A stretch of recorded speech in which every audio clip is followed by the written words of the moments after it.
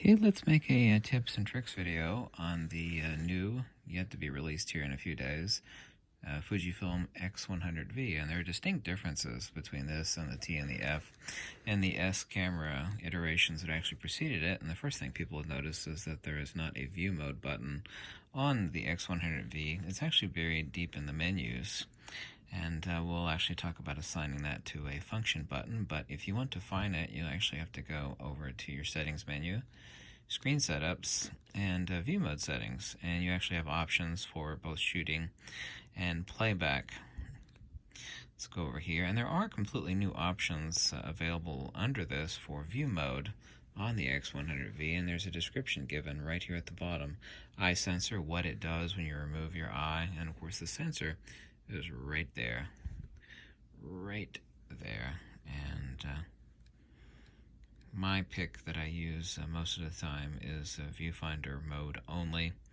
This lets you actually preview images on the back of the LCD screen or in the viewfinder, but it turns off power to the EVF when you remove your eye away from the viewfinder in which the sensor is reading that. But let's actually get out of this and go back to the camera, and if you actually hold down the display back button, okay, I actually have the view mode set. Since we don't have a view mode anymore on the back of the X100V, I actually have it set to the front function button directly to the right of the shutter release, and you can obviously choose to put that wherever you want. I actually find this incredibly useful, and I do this on my X-T3 and other Fujifilm cameras, is I actually have the front function button, which is on the OVF EVF lever, this button right here, set for playback. While there is a playback mode back here, my finger is always up here anyway, and actually I choose to use the function button number 2 for playback.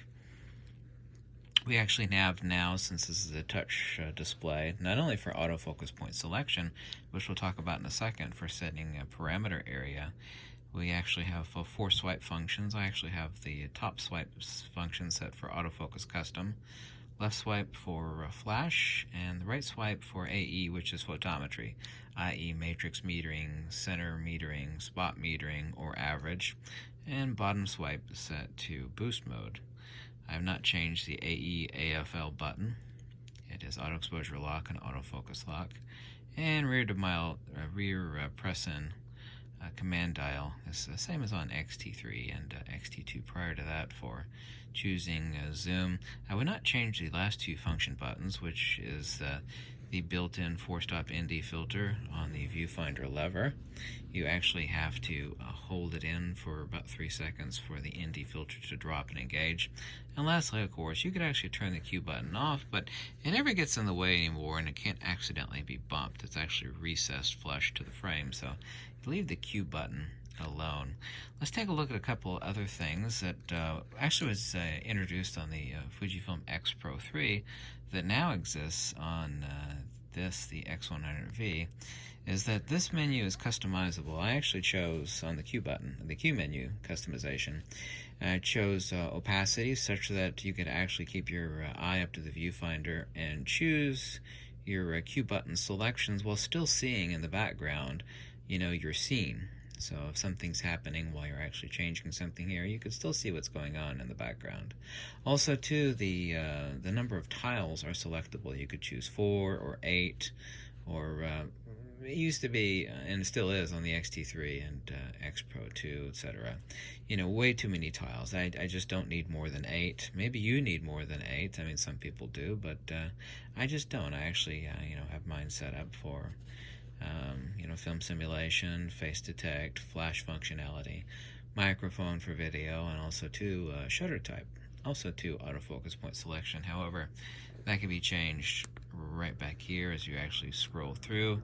You'll actually go from single point to zone. As you go all the way, it'll go back to wide, and if you continue, it will return to single point again. Now let's do something else that's incredibly important and go into our menu system and go over to button dial settings, and it's on page 2 of button dial settings, and it's touchscreen settings. Very important to set this up. Here you can see what I actually have set. The default is off on touch functionality. You can turn that on. You need to turn that on if you want to use it. and go down here to EVF touchscreen area settings. And since I'm left eye dominant and I have my left eye over here, I use my left hand thumb for autofocus point selection only for that quadrant. But depending on what you want, you could set the quadrant. The quadrant of touch to autofocus point selection is customizable. The entire screen, or that sector, or that sector, or that sector. And this is the sector I choose for autofocus point selection. There we go. Also, too, remember, if you want to actually change your Q menu or your display back buttons settings, you'd hold down display back button, and you would change it there. And if you want to do it for Q, this is normal Q selection. For changing things, let's get out of this, but if you actually want to change your Q menu without going into menu settings, you just hold down your Q button, and then you go over here, and then you press in the joystick, and then you have the options of changing what the Q menu tiles actually do. There we go. I don't want to change anything there. So all of this is both similar and yet different. The one key thing that everybody should do, no matter what button it is, since there's no view mode button on the X100V, pick a button. Maybe you prefer the AEAFL button set to view mode. I actually choose the button right up here next to the shutter release. So let me know if you have any questions. And of course there is removal of the D-pad, but with the actual advent of a touch swipe functionality here, here we go. Don't have a concern for that anymore.